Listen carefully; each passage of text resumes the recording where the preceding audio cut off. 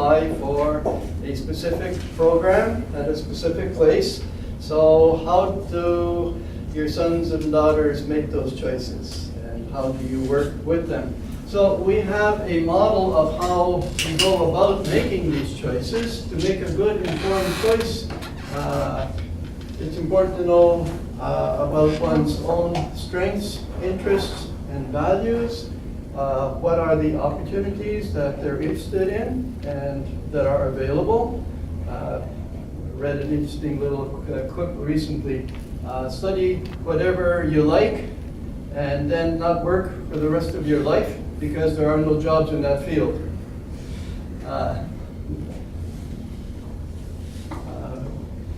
Usually the saying is, follow your heart, which I still think is good advice, but do look at the opportunities that are available for what you like.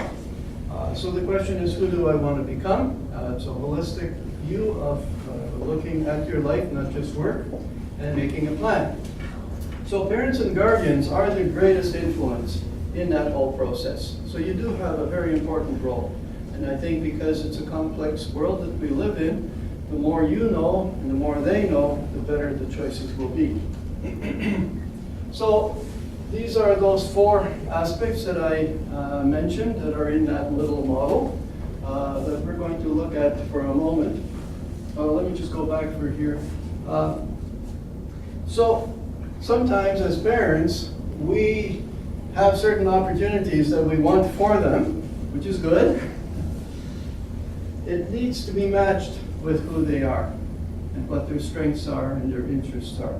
And so if you can combine those two things, so good opportunities that match what they're interested in and are good at, there's a much higher rate of success.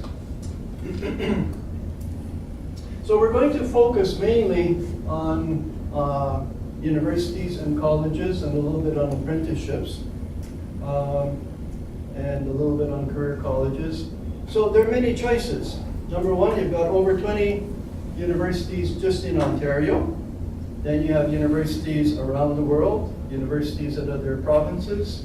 Same thing with colleges. There are over 600 career colleges just in Ontario.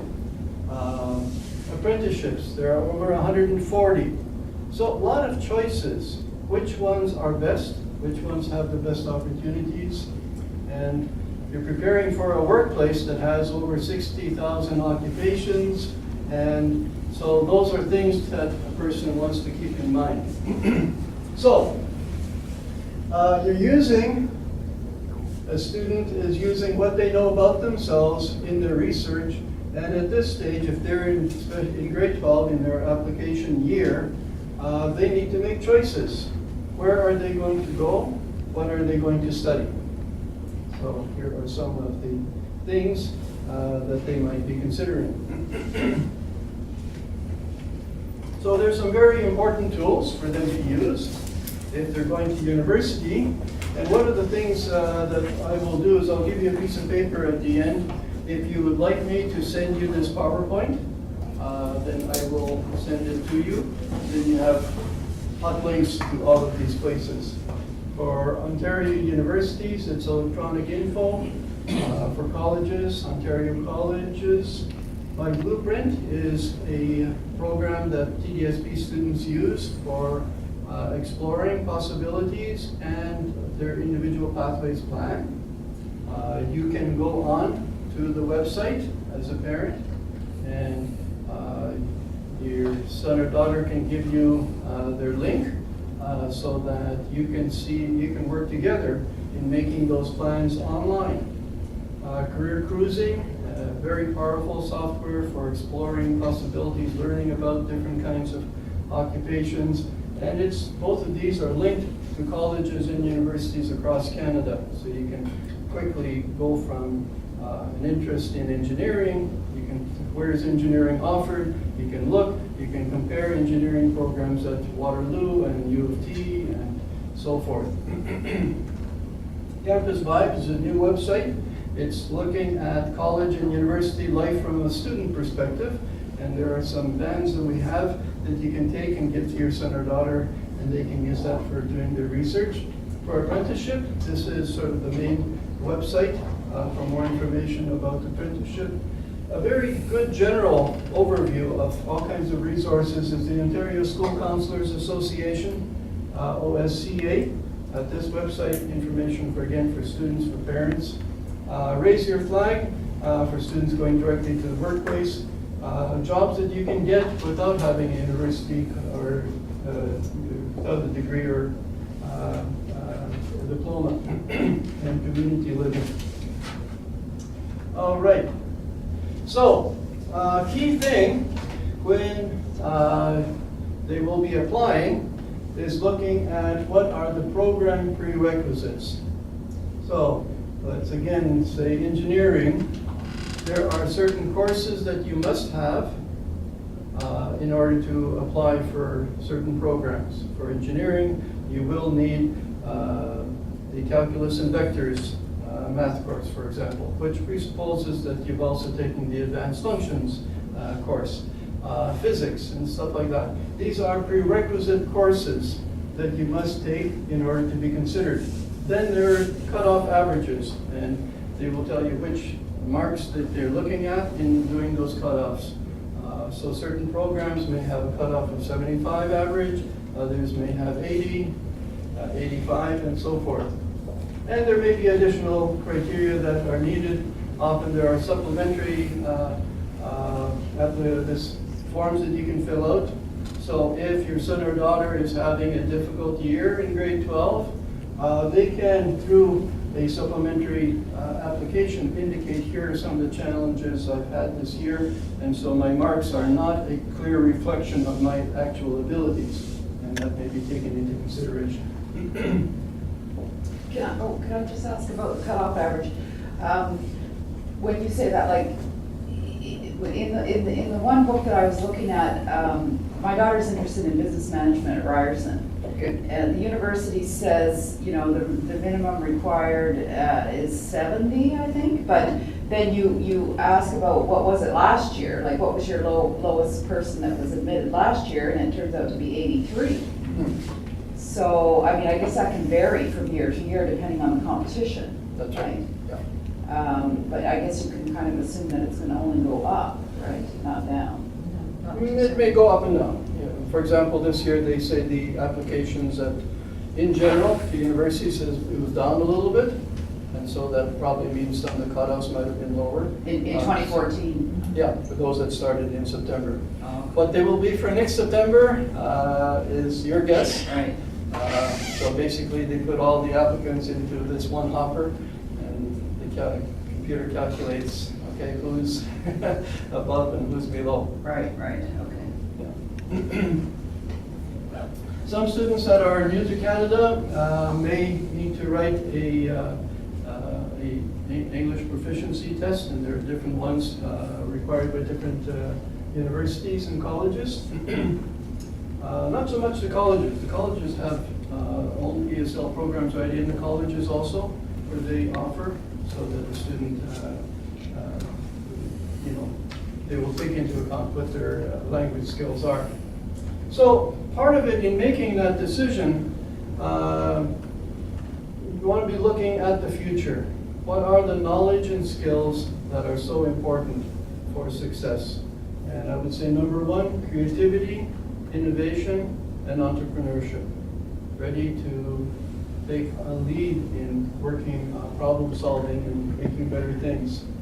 Work experience is becoming very important. We have so many people that have diplomas and degrees. Employers are saying, but what's your experience? So that's where doing co-op, doing part-time jobs, doing summer jobs can perhaps give you more benefit than taking extra courses in some cases. So really you're preparing for work. You have to look ahead. And I like some of the futurists and what they're saying. What does ahead look like? To have an idea. So being future looking, we know from our own experience just how things have changed in the last 10 years. So here are some industries where they say there's going to be phenomenal growth. And So if you go to futuristspeaker.com, which is run by Thomas Frey, you will get not only a list, and I haven't listed all 24, but explanation of what's happening in each of these fields.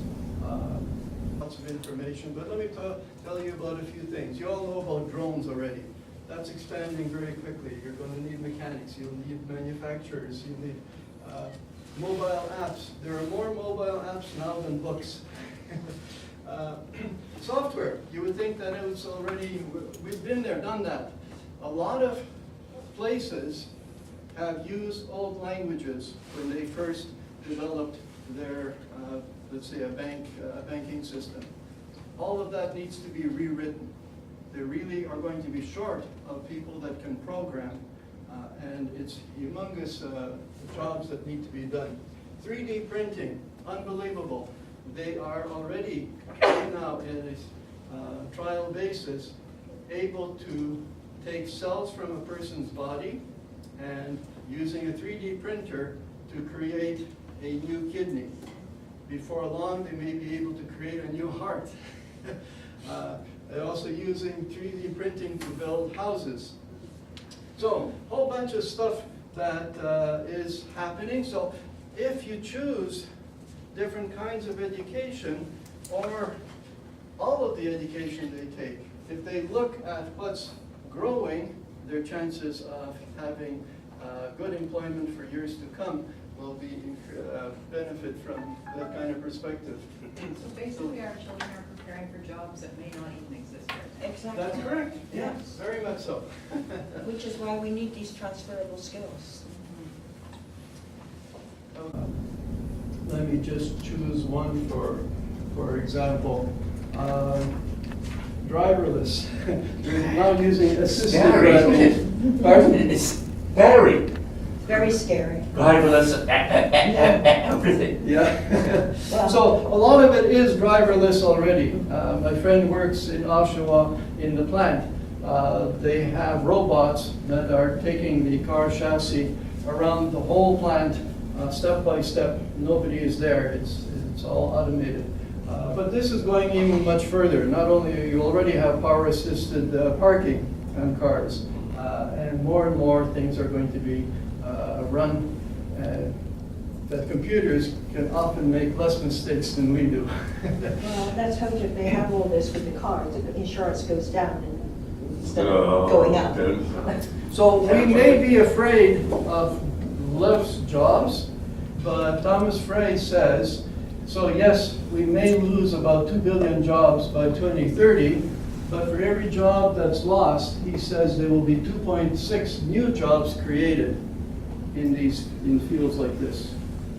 So really important to be future looking. Again, all of these things are the kinds of knowledge and skills students need to be aware of and working on as they go along. It's not just getting a piece of paper.